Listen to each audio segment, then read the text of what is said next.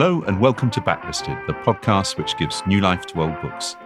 Today you find us standing in the kitchen of an English suburban house in the early 1970s. A tall, eager man is filling up the glasses of his wife and two young children with sherry. At the centre of the room stands a very short but neat elderly woman wearing a hat with a veil and gloves. She removes both, takes out a pack of Gauloises from a pocket and smiles. I'm John Mitchinson, the publisher of Unbound, where people pledge to support the books they really want to read. And I'm Andy Miller, the author of The Year of Reading Dangerously. And today we are joined by returning guest Sam Leith. Hello, Sam. How are you? I'm all right, thank you. How are you both? It's a great pleasure to be invited back. Thank you. I am quite well. How about you, John? I am good. I'm, in fact, better than good. Not traumatised by the week's election. It's funny you should say that, Sam, because that may come up during this podcast. I think more inspired to think a little deeper and listen a little more carefully to the people around me. I refuse the option of trauma. Very good, John. Sam Leith is the literary editor of The Spectator magazine. His new book is The Haunted Wood, A History of Childhood Reading, and he's also the author of You Talking to Me, Rhetoric from Aristotle to Trump and Beyond. Gulp. And Right to the Point, that's right with a W, everybody. Right to the Point, How to Be Clear, Correct and Persuasive on the Page. He has joined us on previous episodes dedicated to Ray Bradbury in 2019 and Thomas Pynchon in 2022. Sam, how is it going with The Haunted Wood? A wonderful book, as Brilliant. Listeners to Backlisted know, because Brilliant I've book. burbled on about it on here already. Well, thank you. I think it's going okay. I'm doing what every author of a new book does, which is checking my Amazon rankings far more often than is good for my mental health, though no doubt it's good for Jeff Bezos's clicks. But so far, it's holding up, I think. I've been very lucky. Have you got a window open while we record this so you can just keep an eye on? I dutifully closed it. And as I was saying to Nikki, I think it's going to actually, vastly improve my outlook on life, not to check it for an hour and a half. But no, it's going all right. I think it seems to have found or had as much publicity, thanks in part to Backlisted, that those people who might want to know about it probably do. And now let's just hope the bastards buy it. I think One World have done a great job, I have to say. Looks great. Looks. It's a really nice bit of bookmaking. It is beautifully published, and I can't take credit for that. I think it's a Christmas gift. Absolute. I was going to say, Sam, dunk. will it be available in the run-up to Christmas? I very much hope it will. Yeah, good. That's good. You're talking about having checking your Amazon ranking. One of the things that really makes me laugh in the world in which we now live is I'm forever seeing authors drawing attention to the fact that they are number one in a highly specific chart or other on Amazon. Yes, it's always like best-selling in stories of hedgehogs that wear shoes. Number one bestseller. Has The Haunted Wood made it to number one in any niche charts? It has found itself at the top in most niche charts. I think it was doing quite well in histories of children's literature, number one. Congrats. Because there aren't that many, or haven't been for about 30 years. So, Well, that's a triumph. Now, we are recording this episode of Backlisted on Friday, November the 8th, 2024. It's been in the diary for some time. We've been talking for several months about finding time to discuss the books we're going to discuss. But in the light of events in America this week, we wanted to get it out to you as early as possible. We wouldn't stoop to calling this an emergency podcast, as the American historian Timothy Snyder writes in his book On Tyranny. When we repeat the same words and phrases that appear in the daily media, we accept the absence of a larger framework. Instead, and this being Backlisted, I like to believe this quick response show is in the tradition of John Lennon's Instant Karma, a single written, recorded and released in a matter of days in early 1970, which of course makes Sam our Yoko Ono, which is a compliment. Which is a compliment. I love Yoko. Andy, does that mean Nicky's our Phil Spector? Hey, Spector did a lot of good things.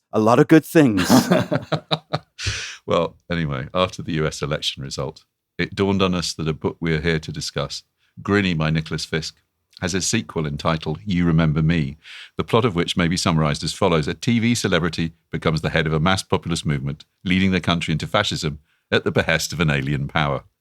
Fancy that. Literature is news that stays news. as Ezra Pound memorably said. But sometimes the news is literature you wish had stayed literature. Very good. Also, it's about time we stopped quoting Ezra Pound. So, on this show, we'll be discussing both Grinny and You Remember Me, plus other books written for children that warn of the reality of life under an authoritarian regime and how to resist it. Quoting Tim Snyder again, when we repeat the same words and phrases that appear in the daily media, we accept the absence of a larger framework. To have such a framework requires more concepts, and having more concepts requires reading. So, get the screens out of your room and surround yourself with books. Hear, hear. Before we get into the wider discussion, let's give you a quick introduction to the two books we're discussing. Grinny, one of Nicholas Fisk's many novels of science fiction written primarily for children and young adults, was first published by William Heinemann in 1973.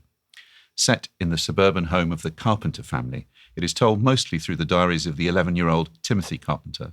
It covers the unexpected arrival of his mysterious great-aunt Emma. Nicknamed Grinny because of her difficult-to-shift smile, she quickly ingratiates herself into the rhythms of family life, but her eccentricities and odd questions soon arouse the suspicions of Beth, Tim's 7-year-old sister. It turns out that Grinny is not at all who she appears to be, and Tim and Beth's clever unveiling of the terrifying threat she embodies, and their even more clever strategy for disarming it, have helped to make the book a children's classic. Indeed. But perhaps less well known is You Remember Me, a loose sequel published over a decade later by Viking Kestrel in 1984. Timothy Carpenter is now 15 years old and working as a cub reporter at the local Gazette. He has plenty to write about. The whole country seems to have fallen under the spell of the smart and charismatic TV celebrity Lisa Treadgold, whose popular movement Rule of Law, aka the Rollers, is dedicated to a moral crusade built around the 3 Ds: decency, discipline, dedication. As the movement gathers pace, it is once again Beth, now 11 years old, who spots the uncanny resemblance of the seemingly irresistible Lisa Treadgold to their previous nemesis, Grinny. Can it be happening again? But this time around, her brother Timothy seems unwilling or unable to help his sister. We'll discuss this and much else besides in the course of the next hour, but first, here is a message from our sponsors. How many discounts does USAA Auto Insurance offer? Too many to say here. Multi-vehicle discount, safe driver discount, new vehicle discount, storage discount, legacy. How many discounts will you stack up? Visit USAA.com/auto discounts. Restrictions apply. Whatever the occasion, effortless elegance is right this way. Because Hilton brings you new ways to stay courtesy of the Nomad London. And it doesn't stop at award-winning dining in a space draped in velvet and illuminated by vintage chandeliers. No, this day goes beyond with unparalleled personalized service and attentive hospitality. Oh, and did we mention the Nomad London can be booked using your Hilton Honors points at Hilton.com? Hilton, for this day. The new McCrispy Strip is here. Dip approved by ketchup, tangy barbecue, honey mustard, Sprite, McFlurry, Big Mac sauce, double dipped in buffalo and ranch, more ranch, and creamy chili McCrispy Strip Dip. Now at McDonald's. Ba-da-ba-ba-ba. And we're back. So let's start with the usual question. Sam, where were you? Who were you? What were you when you first encountered a book or books by Nicholas Fisk? And which book was it? Well, I'm pretty sure it was Grinny. And Grinny is certainly the one that I think made the most profound impression on me when I was a kid. Because, I mean, this isn't a very literary judgment, but it scared the shit out of me. And everybody I've ever met in adult life who read it as a kid, when you mention it, they go, oh my God, yes, that scared the shit out of me. So it's had a profound effect, I think, on my generation of Puffin Club members. And Grinny had a huge impression, not just because of the scariness of the plot, but the sort of texture of the language. I mean, because it's in diary form, it's got that strange to the moment, happening in real time, found footage quality about it. Yeah. And it sort of does sound like a precocious 11-year-old's diary, or whatever it is. He's 11 or 12, I think, isn't he? For example, I remember he always ends sentences, etc., etc., etc., which I thought was pronounced ect. And I think my own diary writing practice started to mimic that. My diary entries would end ect. But it's kind of like he's slightly in love with long words and aphorisms, and he pontificates on things, and he takes his father's sayings and recycles them. And, the needle with his sister, it's all very recognisable, which I think grounds the fantasy of it. Yes, they call Grinny, obviously as a pun on Granny, because she's grinning all the time. And it's doing a thing that they loved doing in Doctor Who in this era, partly for budgetary reasons as well, which was setting horrible things in recognisable domestic settings. It's a trope of early 70s SF on TV and in literature. And I think, Sam, you're right. I think one of the reasons that Grinny still works so well, which, having just reread it for the first time since the 1970s, I was delighted to find that it does, is it's not just the domestic setting of it, is it? It's the sense that because it's a found document, it can't be changed. Do you see what I mean? It's like it's a report of something that has happened and is happening in the moment for the reader. Yes, exactly. You're experiencing it forwards. Also, I think there's something about that domestic setting that I really sort of snags me, and why I think it's so profoundly horrifying is because it's a home invasion fantasy. And, vampire stories and zombie stories also tend to be home invasion fantasies. So much horror is about the home, the safe place, being under threat, the calls coming from inside the house. And when you're a kid, and so much children's literature is about home being the sort of safe place from which you sally forth through your wardrobe or through, a rabbit hole or whatever, to have your adventure. And then you come back, but home is the safe place. And here, it just opens on page 2.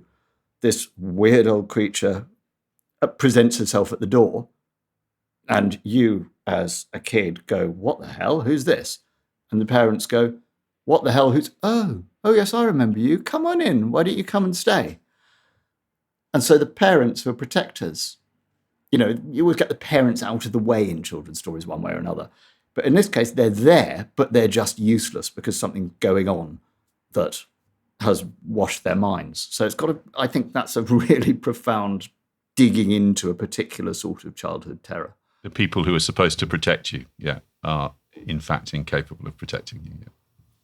John, I had a memory of Grinny being read on Jackanory, but a trip to the BBC Genome, the amazing BBC Genome site, confirms, in fact, that it was not read on Jackanory, but it was serialised on ITV's programme The Book Tower in probably the 1979 or 80. Sam, you're a few years younger than me. I wonder whether you got to it via that route. Could be, or just on the shelf in the library. Nicholas Fisk. I think on the shelf in the library. I don't remember hearing it dramatised. Nicholas Fisk, we should emphasise, was one of the reasons this is such a perfect backlisted subject, John, is Nicholas Fisk is probably quite an obscure name to anybody listening to this under the age of 30, possibly or 50, 40. Probably. But if you grew up in the 1970s, he was a really popular writer, wasn't he? I think he was kind of the entry level for a lot of us for sci-fi before you went on to Asimov or Heinlein or some of the other stuff. There were big ideas, but as Sam has said, with that the domestic, it's a very 70s setting. The mum and the dad are both in their 30s. He's kind of doing a Roman dig. He's a bit of an archaeologist. It's a classic 70s family, and as you say, the feeling is very, very much Doctor Who, but there's also quite a bit of Molesworth in the diaries. Yes. I think he's always hemming and hawing and et cetera, and which only makes the horror, as the horror begins to ramp up, even more. There's a particular scene in this book that lives with everybody who read it in their sort of early teenage years, which is when I read it, I think remembers it. Look, I remember him being a feature of my childhood, and obviously it was for yours. But he was, there's a book called 20th Century Children's Writers, which described him as the Huxley Wyndham Golding of children's literature. So, it's like depressing to think that he's now completely forgotten. We haven't made an episode about Aldous Huxley, have we? But we have made episodes about William Golding and about John Wyndham. And Wyndham certainly, his Fisk's earlier book, Trillions, seems to me to owe quite a lot to John Wyndham. That was my first Fisk, Trillions. Again, it's this sort of alien invasion idea. It's about the world being kind of, invaded by these sort of strange kind of particles. They're Lego, basically. Yeah. It's invaded by malign Lego. Sentient Lego. Nicholas Fisk was so well known and preeminent, even by the publication of Grinny, that this book was reviewed in 1973 in the Times by Philippa Pearce, the author of Tom's Midnight Garden, who described it as disarmingly informal, brilliantly controlled, and unfailingly exciting. And would you like to know the 3 other children's novels, or can you guess the 3 other children's novels that alongside which Grinny was reviewed in the Times? Oh, I couldn't begin to guess that sort of level of specificity. Okay, no. Are they all famous? This is how famous. So we're talking about Grinny by Nicholas Fisk, The Ghost of Thomas Kemp by Penelope Lively. Wow. The Dark is Rising by Susan Cooper. Wow. And Charlie and the Great Glass Elevator by Roald Dahl. What a roundup. Right, in the same week or month. All by Philippa Pearce. All reviewed by Philippa Pearce. Astonishing. Wow. Did she give old Dahl a kicking? I mean, she doesn't say this is the worst sequel ever written, but she is noticeably chillier towards it than she is towards Grinny, and indeed towards The Dark is Rising. She particularly likes The Dark is Rising. Yeah. But anyway, this is the point I'm making. We have all heard, everyone listening to this has heard of the 3 other books. Yes. They may even have read all 3 of those other books. Yeah. But Grinny, for whatever reason, and Fisk, for whatever reason, for a writer who was concerned with the future, seems to have been locked, Sapphire and Steel like, in the 1970s. You'll have to explain on the website. Yes, it's like Alan Garner, no less a figure than Alan Garner, has said how influenced he was by the final Sapphire and Steel story. Which, if anybody hasn't seen it, I know spoilers, but it doesn't end well for our heroes. So, Sam, would you care to speculate why, then, we are able to treat this as a kind of archival book rather than a contemporary one? Well, that's a good question. I wonder whether it's the case that science fiction dates faster than fantasy. I don't know whether that's true, but I think actually 60s and 70s SF, I don't think people, you were talking about Asimov and Heinlein. I wonder whether millennials and Gen Z read those either. I wonder whether SF does have a danger. I remember talking to William Gibson about science fiction, the futurism in it. And he said, writing a science fiction novel is like carrying a kind of ice cream cone, and your kind of predictions of the future just sort of melt as you go through the... Yeah. So maybe it's that. The odd thing about Fisk, I think, and one of the things that's so captivating about him, is that he's not sort of straight SF. His world building is wackier than that and more off-beam. John, you mentioned Trillions, which there's no real explanation for what's going on with the Trillions, and there's a lot of extraordinarily strange and suggestive work on, are they a sort of alien hive mind? And they're a sort of weird existential thing. You've got these soldiers shooting them with guns and tactical nuclear weapons and so forth, which reminds me of nothing so much as that bit in Heart of Darkness where there's the warship just firing, shelling the jungle.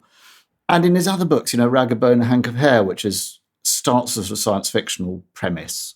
There's some cloned characters who are set in a sort of tiny little 1940s two-room apartment. I read that this week. I'd never read it before. God, that's a fantastic book. And you think it's Amazing one book. sort of science fictional thing, and then it sort of shifts gear, and you get a character appearing who appears to have been willed into existence by some sort of collective act of fictional imagination.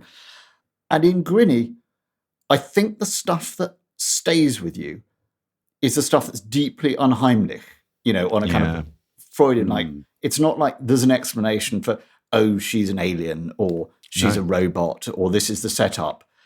I mean, the details are things like she doesn't have a smell, and the tops of her shoes aren't creased. All of the sort of stuff about her with no explanation is just odd in a sort of dreamlike way. So I think he's halfway between science fiction and kind of outright horror. Do you want to read us a bit, Sam? Okay. Here's an example of where one of the probably two moments in the book that everyone who was terrified by it as a child will remember. But we know that there are lots of strange things about Grinny, these uncreased shoes, the fact she smokes cigarettes to conceal the fact she doesn't smell like a human being. She appears to be frightened of electricity. She's got all sorts of sort of strange characteristics. Beth sees her walking out across snowy, icy paving stones, and she slips and falls. And Beth, who's constantly trying to convince Timothy that something is not right, eventually confesses to Timothy what she saw that upsets her so much. Grinny slipped on the ice and broke her wrist. And Tim, again, this is in his diary, so it's mediated, records Beth's horrified witness to the incident. The skin was gashed open, but there was no blood. The bones stuck out, but they were not made of real bone. They were made of shiny steel. She said there was no blood at all. The skin was just split open. I asked her what colour the skin was, and she said the same colour outside as in.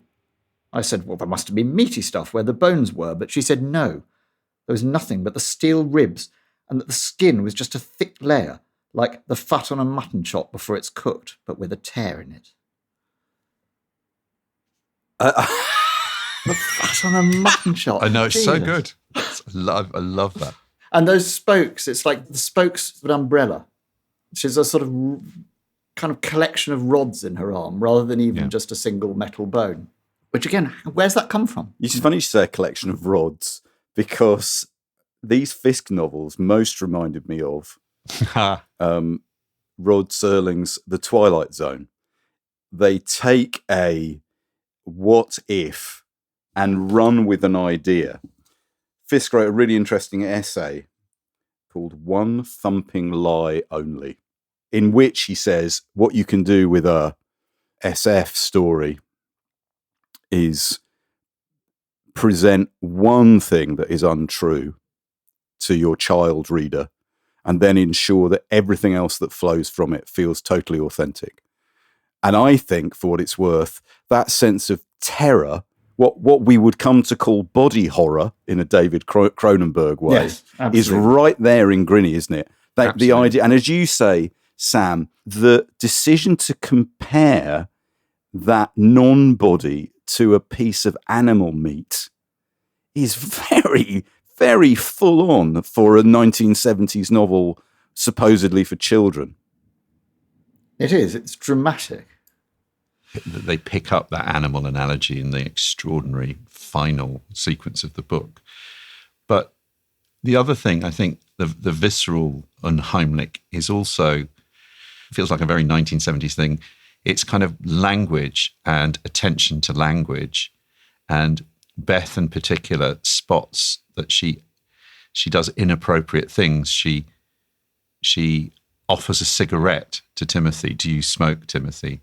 She tells Beth that she asks her about having babies and, that she can't have babies at 9 or 10 in a way that, and then there is the great scene where she assumes when they're talking about a cast iron conker, very 1970s, people still playing conkers, that it is actually made out of cast iron. So in the context of the conversations we're having about AI, what machine learning can do and what it can't do, this book is absolutely brilliant on human beings being able to sniff out a constructed...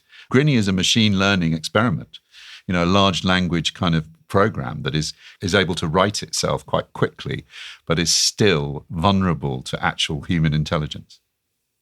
I mean, everyone can tell this podcast is AI, but in a couple of years' time, you won't be able to tell that this is all done on a computer, right? This will be like, indistinguishable from human frailty.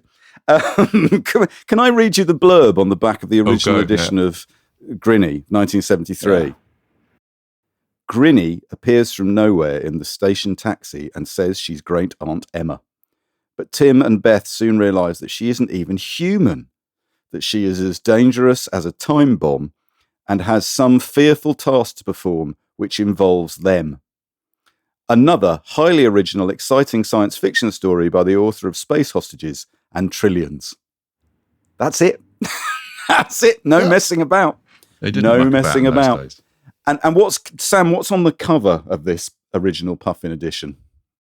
It's an image of another of the scenes of the book that Timothy at one point goes in to try and wake Grinny up. I think because they've just seen a flying saucer and they want as many witnesses as possible. So Timothy goes up to Grinny's room in the middle of the night. Again, classic 70s moment. Saucer out the window. I should read this little bit because it's another of the indelible bits. Grinny was lying flat on her back on the bed with her arms by her side above the covers. She was rigid and still, like a corpse or an Egyptian mummy, but she was luminous. There was even a faint glow through the bedclothes.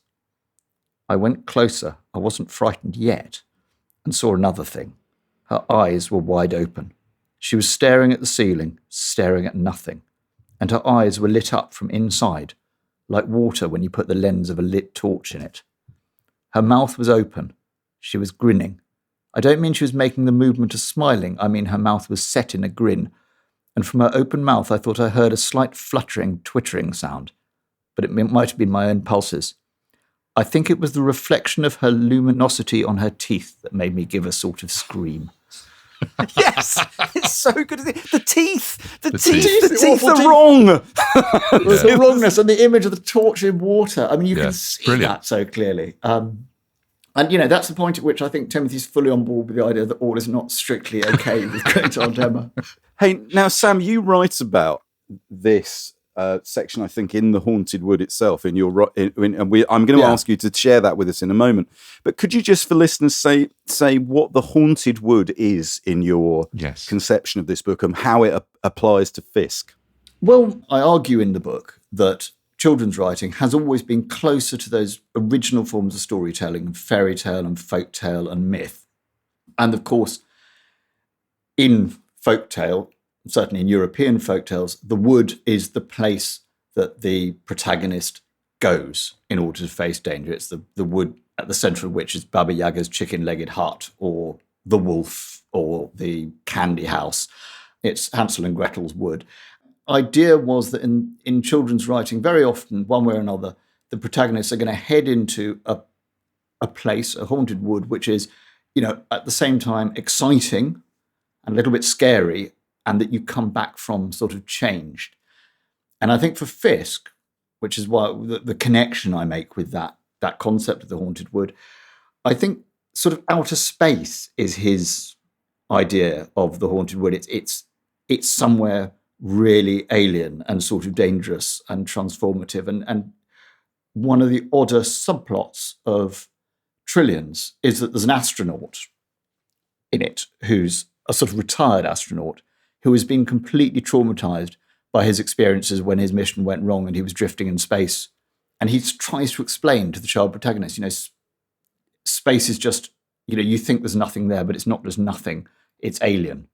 It's completely, what do you mean by alien? Just alien. I can't understand it. It's too radically different for us to understand. And I think that's sort of what he does with his science fictional world building, is that the creatures he brings in from the beyond are just beyond understanding in any real way. That section, Sam, really reminded me of Nigel Kneale and Quatermass. You cannot underestimate the influence of Quatermass on the British creative psyche from the 1950s onwards, into which we put Doctor Who, but all sorts of other things. But that idea of being suspended in space and space doing things to the human body and mind that cannot be truly expressed. Only the symptoms can be witnessed, and often the symptoms are dangerous and menacing. That's very, very of its era. 100%, I think, yeah. And actually, there's stuff like that in Ray Bradbury. There's a wonderful Ray Bradbury story in which I think three people are in a spaceship that breaks up, and they're heading in opposite directions and still talking to each other as they realise that they're drifting off. Sam, there's a bit in The Haunted Wood where specifically you talk about, for Nigel Neal and for Nicholas Fisk's generation, who had been children during the Second World War, there's a section in The Haunted Wood where you write about Fisk, and you write specifically about how this may have affected his writing.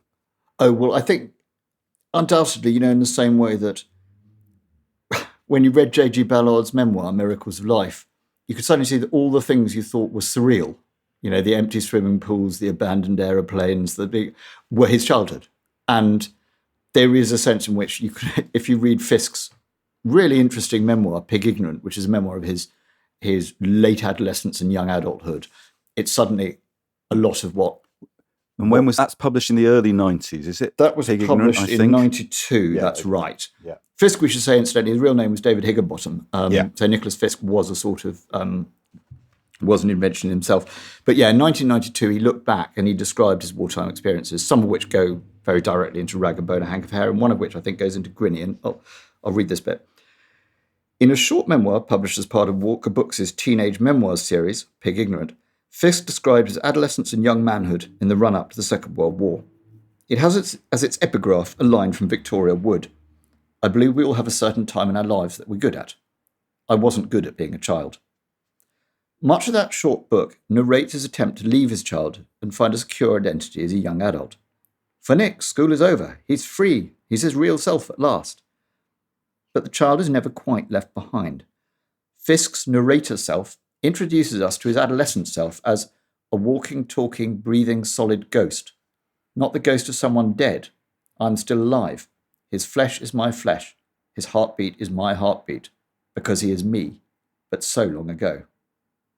This Nick, tall, gawky, pink-faced, both is and is not the boy jeered at by bullies as a mother's darling, like the protagonist of Monster Maker. But the furniture of his identity is unstable. He affects to smoke a pipe because a girl he fancies, Pig Ignorant seethes with remembered lust, doesn't like men who smoke cigarettes. He gets a job as a receptionist and typist to a theatrical agent. He finds his shy, faltering way into the jazz clubs, where he would come to moonlight as a guitarist, and witnesses frightening eruptions of a world still alien to him. A fight with a cutthroat razor, sex, gin. But over all this hangs the war. One image from the aftermath of an air raid, of Fisk and a warden finding someone half buried in the rubble, chimes with that horrible scene in Grinny. It was an elderly man, very thin, wearing a sort of striped waistcoat. The ghastly face is masked in plastic dust. A butler? There you are, mate, coming along nicely. Soon have you out, you all right? But the man is not all right. There is only the upper half of him left. Shiny, wet tubing. Yes. On that cheerful note, we will just take a break. And when we come back, we will hear an excerpt from an adaptation of Grinny from the early 1980s. But in the meantime, here's word from our sponsors.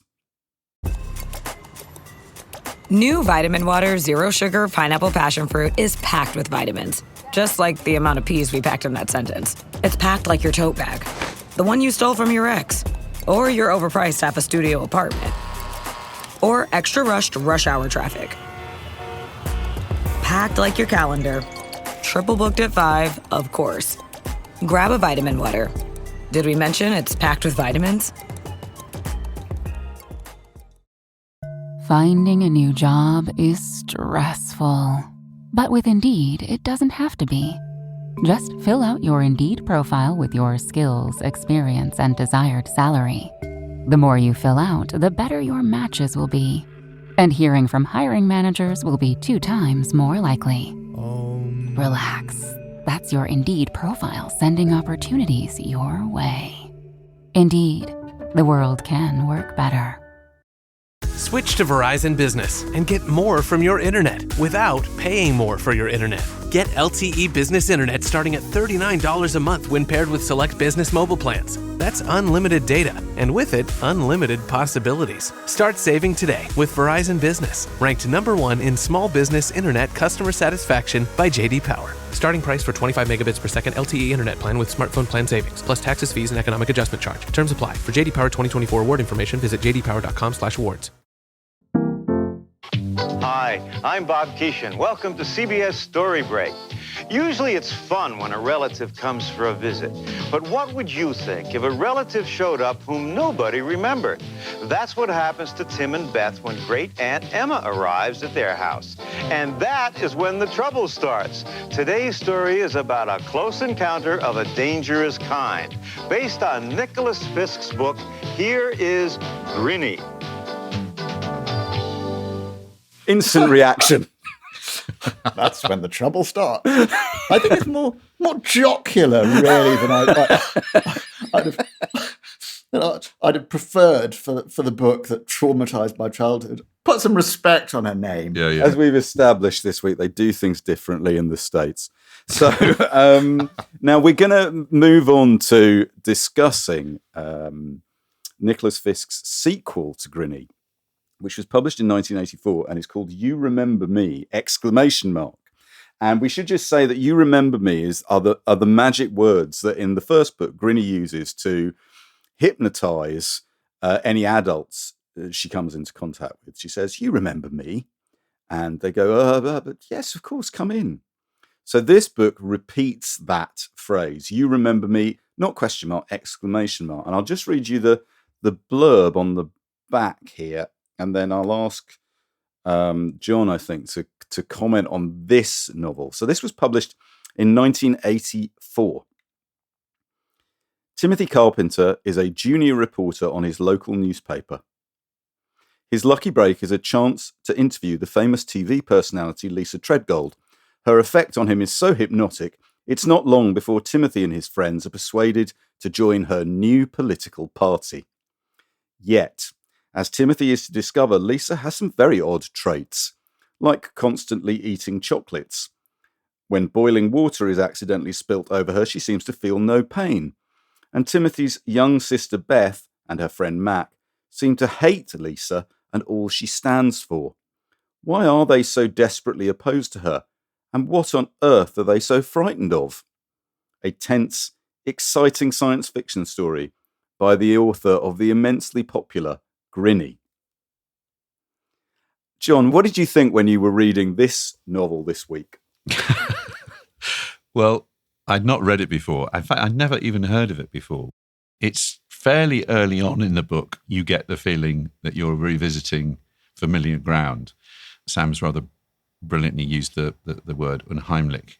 And there is a visit early on in the book to Lisa Treadgold's house, which is full of these little hints and guesses that Lisa Treadgold is not all that she appears. And the eating of chocolate, but it's not just the eating of chocolate, it's the disappearance of the wrappers that really plays on Timothy's mind. But I think the thing that really grabs you by the lapels is the opening, which is a rally for this, what we would now call a sort of far-right populist movement. The very opening of the book gives you, they've already got a song they're called the Rule of Law Party, or they're ROL, or Rollers for short. Oh, it sounds strangely familiar, doesn't it? Rolling along side by side, and they love that there's kind of people singing at the seat. The police are kind of complicit because these are just a bunch of people out having fun, sort of. And the 3 Ds, decency, what is it? Decency, dedication, and discipline. Yeah. It's very much not a 70s novel now. You feel this is definitely the 80s, where TV celebrity is suddenly the thing that is going to get into the homes of millions of people. Everybody loves Lisa. They're just, she looks great. They love the way she talks. She talks a lot of common sense. She's brilliant. There's a lot of very good stuff about when she's asked about these policies. She makes them sound rather kind of reasonable and sensible. As the book gathers pace, it becomes more and more sinister. It's an unbelievably prescient book for this moment. She actually says we need to put Britain first. That's the thing she says. She does. In 1984. She says that she believes in conscription for young people. I don't know if anybody remembers the election in Britain a few months ago where Rishi announced that as a policy. There's all sorts of resonances which I found thrilling and really quite disturbing. Sam, I think we can agree that You Remember Me isn't as good a book in literary terms as Grinny, but you must concede that reading it now is a slightly unheimlich experience in its own right. Oh, absolutely, yeah. It's got that, I mean, it does nail that kind of populist, bring back the birch, of course, is no longer a great catchphrase, but... Not yet. Not yet. No, but not only the content of what she's saying seems familiar, but also, as John says, the form, the fact that it's all about tele-celebrity, and it is literally through the television, rather than as in Grinny on the doorstep, that she, hypnotizes and brainwashes her supporters. Yeah.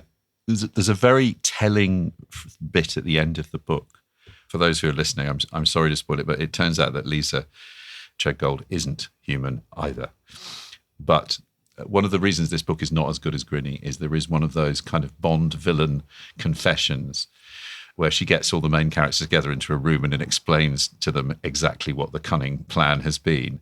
But one of the things that she does say is that we got it wrong the last time round. Families are too close-knit, and there's too much kind of essentially phatic communication in families, which makes them very, very difficult to pass as a family member. Whereas the implication is that on television, you can gull huge numbers of people. Nicholas Fisk was writing this book considerably before social media, but everything that he says about the kind of the ability of television to manipulate people's thought processes is even more relevant to a world, as we have just seen, where social media is able to make people respond. I think another of the confessions she makes is she realized, last time we didn't bother with children. No. She says, we didn't bother trying to hypnotize children because, they were no threat. And we've realized they are more of one. And I think a thing that's interesting that he does in this book is that because Timothy is on the cusp of adulthood, he half is and half isn't hypnotized. And he can't remember what happened. Yes, it's very good. About Grinny. And so Beth, who was his great ally in the first book, she can't quite rely on him. And she sort of goes, you remember Grinny, remember this happened? It all kind of floods back to him. She gives him a shock and he kind of can remember, but he has to constantly make an effort to stop the sort of brain fog seeping in. And so he goes sort of in and out of hypnosis in the course of the book. I'm going to take on the chin what John is saying about it not being as good a book as Grinny, but my goodness, it is an extremely effective and interesting book to read right now. Right. And I think one of the things that really struck me is that thing you're talking about brain fog and memory and forgetting as you get older, Sam. The book is called You Remember Me because A, you remember this, it's fascism, it's coming back. But also you have to remember fascism because if we don't remember it, its lessons aren't learned. We have to keep reminding ourselves of it. And that seemed to me powerful and depressing this week. Also, there's a fantastically witty thing in it, which I'm sure you, Sam and John, and many of our listeners would greatly appreciate, which is it contains a letter from Nicholas Fisk to Timothy. So Timothy writes to Nicholas Fisk saying, something's up, but I'm not quite sure what. And Nicholas Fisk, the author Nicholas Fisk, replies to him and he says, Dear Timothy, many thanks for your letter. I'm very pleased to hear from you that you are applying yourself seriously to your journalistic work. I note that your real concern in writing to me is to elicit my opinions regarding Lisa Treadgold. I am not in the least surprised that you find her impact disturbing. So are the reactions experienced after being inoculated against smallpox and other unpleasant diseases. One must endure discomfort in order to achieve a long-term protection, a future benefit. You are passing through the discomforting stage. I passed through it some time ago. My first opinion of Miss Treadgold was that she was another artificially created television personality and a woman of no importance. I now consider her to be a wholly admirable phenomenon, all the more so since I have had the privilege of reading her written words. My publishers are to produce her forthcoming book. She is astonishingly clear and frank about the implications of the 3Ds. We must strive to restore decency to our personal, local and national lives, discipline ourselves to accept various restrictions. But these restrictions are, as she points out, really our freeways to a greater liberty. And above all, we must dedicate ourselves to a concept of obedience. Yeah. With cordial regards to yourself and the family, yours sincerely, Nicholas Fisk. Yes. Come on, that's very witty. It's very witty. Funny. It also plays on the fact the frame story of Grinny is that Nicholas Fisk, the writer friend, helps Timothy to publish his diaries, the first book. So Nicholas Fisk has kind of forgotten as well. So it's an extra level of talk there as well. But no, it's lovely that he kind of sends himself up. Sends himself up as being, you can't trust me either. And his publisher's up.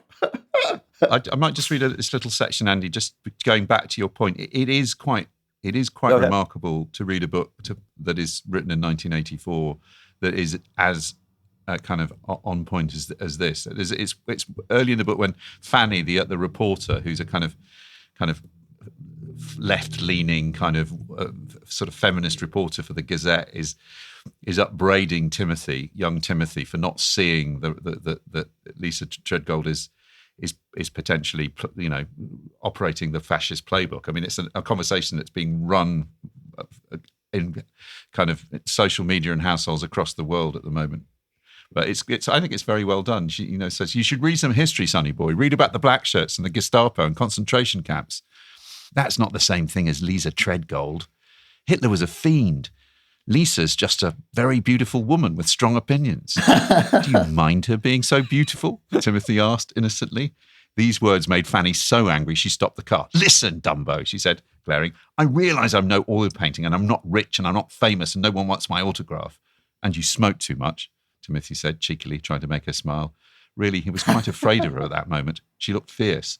And I smoke too much, Fanny agreed. But there's one thing I'll tell you, and it's this. Learn to be frightened. When you see some magic type person, a public person, hogging the media to talk about bringing back the birch and hanging, it's time to get a little nervous, because the person who gets beaten or hanged might turn out to be someone you know. You with me so far?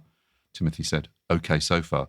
But when that sort of person talks about action groups and banded together brotherhoods of citizens and vigilantes, get terrified, because the person who gets dragged away in the middle of the night for a flogging might turn out to be you.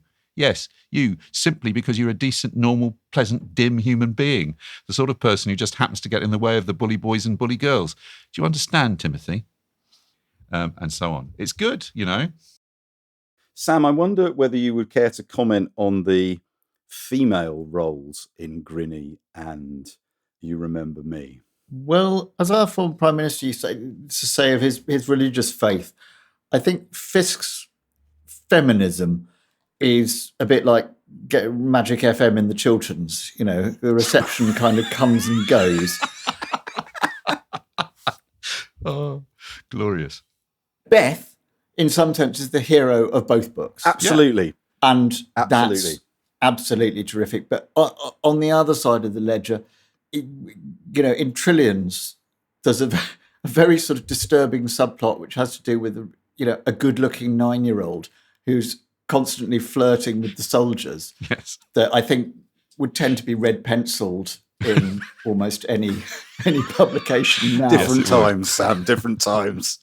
And Fanny's not being as attractive as Lisa Treadgold is very frequently referenced. Referred to. But you know what? I'm going to, I slightly stick up for Nicholas Fisk here, right?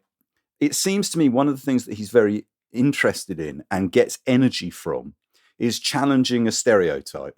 So a little girl is supposed to be sugar and spice and all things nice, but the little girl in both Grinny and You Remember Me is the most switched on and the most bloodthirsty and the one most willing to see through what she's being sold.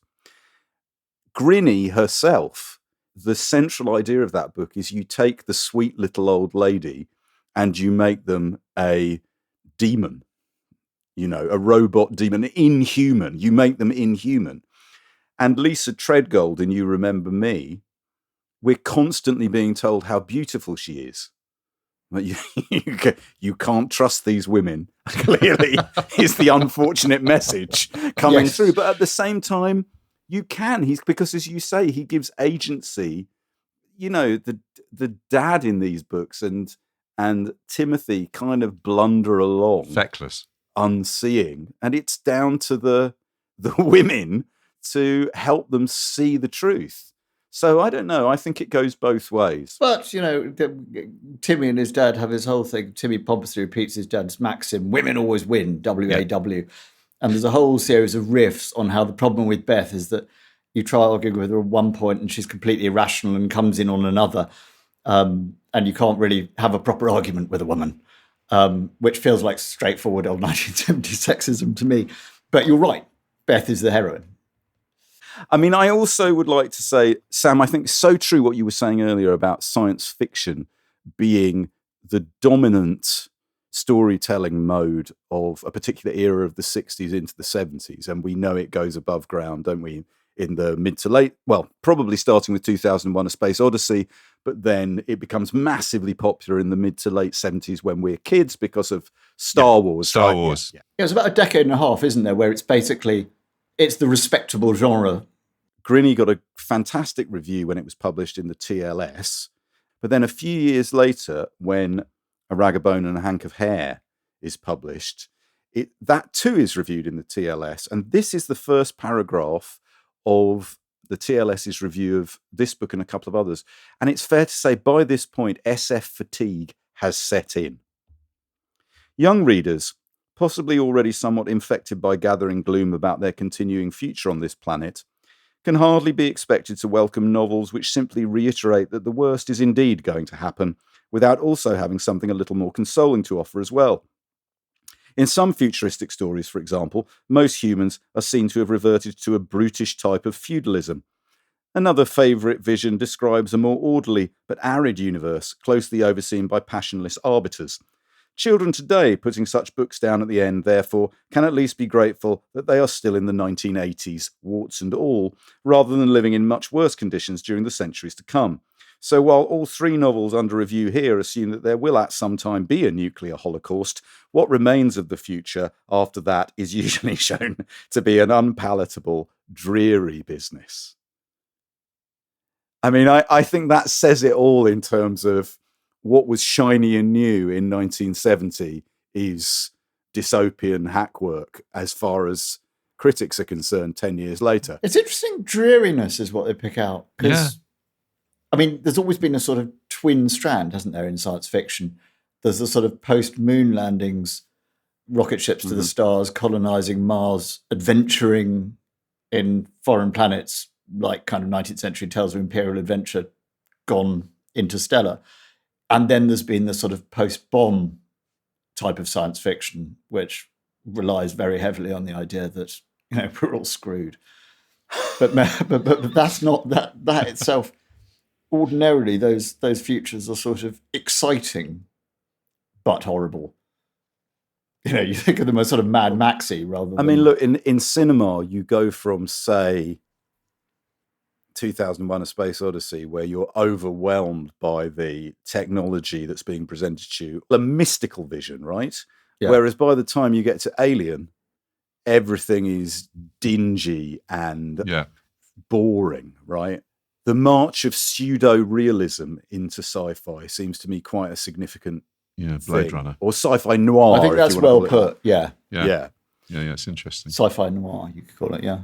Now, Nicholas Fisk was the editor of the Puffin Book of Science Fiction, which is notable for two reasons. First of all, because he complains in his introduction about the term science fiction. Yeah, he did. He says it really should be called not SF, but IF, imaginative fiction.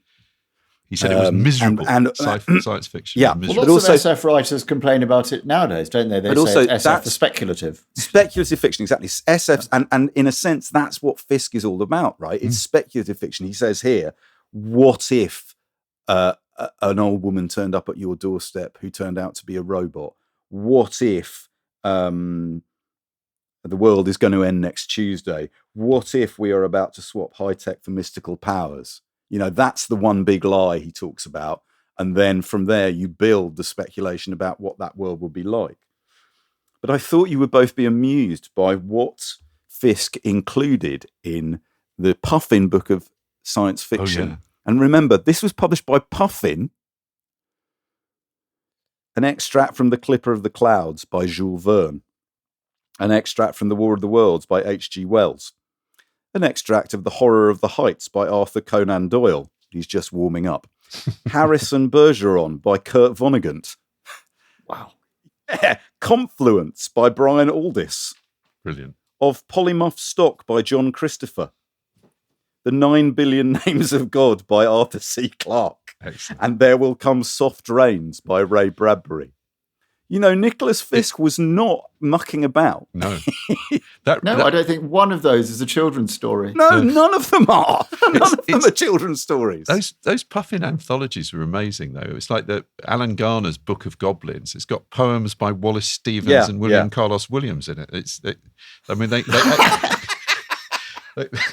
The idea of an anthology for stories that you would read to your children at night. No, that's not what none of these guys were into that at all. Now, listen, I think what we also want to talk about here very, very lightly and briefly is just to say, picking up what Timothy Snyder said in On Tyranny about the importance of being surrounded by books. And certainly in a world where book banning is becoming increasingly common in schools, I wonder whether we could, in addition to urging our listeners to read Grinny and You Remember Me, and certainly sharing them with their children, I wonder, Sam, are there other books for young people that would be good to read at the moment? You mentioned before we did this, is it unusual for children's books to deal with totalitarian and fascist movements and things like that? I found myself thinking, no, it isn't really. No, I remember from my own childhood reading Morton Rue's book, The Wave, which I think is now very much out of print, which was about a high school club, a high school society, which was pretty much like the Rollers. And, they had their own armbands, it's quite on the nose. And it turns out it's all an social experiment by their geography teacher, who organises a rally at the end. And he says, at last, you're going to meet the leader. And then they open the curtains and it's an enormous picture of Adolf Hitler. And the children are all like, oh, so this is, no, I see now. Right, okay, yeah, this isn't very good. We're going to disband the Wave, I think. Okay. It's a very tense, and because it tries to inhabit from the inside out the attraction, particularly to young people, of an organisation which allows you to feel a sense of belonging, of empowerment, and licenses you to, kick the stuffing out of the people who aren't getting with the programme. But in more oblique ways too, Watership Down, I think there's definitely something of the fascist dictator in General Woundwort, the great villain. Brilliant. And brilliant. They also have that, which isn't quite a sort of straightforward fascist setup, but there's that section in it, if you remember, where they initially, before they come across Woundwort, they find their way into what seems like this sort of utopia, where all the rabbits are fat and happy, and there's plenty to eat, and the food seems to be raining from the sky. And they only, it's patterned as that book is on the Odyssey, and that's the Lotus Eaters section. And what they discover is that actually this isn't a wild warren, but they're all being fattened up for the pot. And so they just have to accept or turn their eyes away from the fact that every now and again, a certain number of them will vanish. The author of Watership Down, Richard Adams, was himself shaped by his wartime experiences. And so I think for writers of that generation, it's quite natural that they thought, this is a very, very, very frightening and dangerous thing we've been through, and we need to, as you say, remember. We should say with Richard Adams, again, the horror, the body horror element of Watership Down is not to be dismissed. And certainly if you go on to Plague Dogs and Shardik, they are both horribly visceral texts about things that can go wrong with the body through disease, through experiment, through corruption. The only other one I was going to mention, and I want to mention just because it's such a direct look at fascism, and because he's a writer who I think is not as appreciated now as he deserves to be, is T.H. White's Once and Future King sequence. And in that first book, which is describing, it's a riff on Malory's Morte d'Arthur, and the first book describes the future King Arthur, Mort as he is, getting his education at the hands of Merlin. And Merlin educates him by turning him into different animals. So he gets, right, Fisk-like, a sense of the alterity of the animal life. So amazing descriptions of him spending a few hours as a fish or as an owl. And finally he becomes an ant. And he goes down an ant burrow and he hears these sort of loudspeakers in the ant's nest describing how they have to kill the next door ant tribe. And it's absolutely straight fascism written, it's all about when the other blood flows, then everything will be fine. We need all their resources and we need we need to kill the others. And that was written, it's in 1938 he was writing. It was absolutely directed towards the Second World War. Wow. As Tolkien obviously after the war did. Can I ask a question? All these great books, these sort of disturbing children's books written post-war, terrible influence. If you think about what people have been through during COVID in the last, 5 years, why are there not those similar books now or coming now? Why is children's literature now not so dark? I think it takes a while, Nikki, honestly. I think that the if you look at the 60s generation, that was 15 years after the war ended. They were writers who were probably under the age of 10 or between sort of 8 and 15 who witnessed the war. All that generation, I'm particularly thinking about Alan Garner and Susan Cooper and Ursula Le Guin, who for whom the war was an important part of their childhood experience. It operates in, it's not maybe in the direct way of them writing directly about conflict. Yeah. What John's saying is come back in 20 years' time. I think there's a lag. Yeah. Children's writers are so often, they're imagining child protagonists and the only thing they've got to draw on is their own childhood. So I think that there's a 20-year lag normally when you start writing more directly about that stuff. And what you see after, for instance, the First World War is that all the people who are traumatized by the First World War write about anything but. You can see the effect of the First World War on A.A. Milne or on Hugh Lofting, the Dr. Dolittle stories, by the fact they create these completely hermetic worlds in which the war never happened and nothing like that could ever happen. Tolkien too. I mean, Tolkien is a book about the rise of authoritarian regimes is still an incredibly valid read. I would also like to say, just to pick up the point that my colleagues were making here, Nikki, that it means we can blame millennials for the craze for books called things like Dr. Poo-Poo's Book of Wee-Wees, which seems to be the dominant literary form in children's literature. Thanks, millennials, for your contribution there. Anyway, we look to Gen Z and the generation that follows it to create fiction. Generation informed Alpha. by the experience of COVID. Generation Alpha, yeah. John, do you have any recommendations for books written for young people that cover this topic? I think if you read The Weird Stone of Brisingamen by Alan Garner, there's a lot more by Alan Garner. There's a lot more going on than just a sense of threat. It's actually in Garner's later work, I think, that there's some beautiful writing about, particularly in Tom Fobble's Day, which is the last bit of the Stone Book Quartet, where their kids are collecting shrapnel. They're watching the bombing raids on Manchester, and they also find a pilot of a German plane. And I think The Dark is Rising by Susan Cooper, that. Well, Susan Cooper wrote that autobiographical novel about her experience as a child in the Second World War. That's another book, I think, that has that sense of children against fascism. Well, you're laughing, but if there is hope, it lies in the children against fascism. Indeed. Youth against fascism. It relies on the Beths of this world. I mean, it's a great book to be giving a young child now.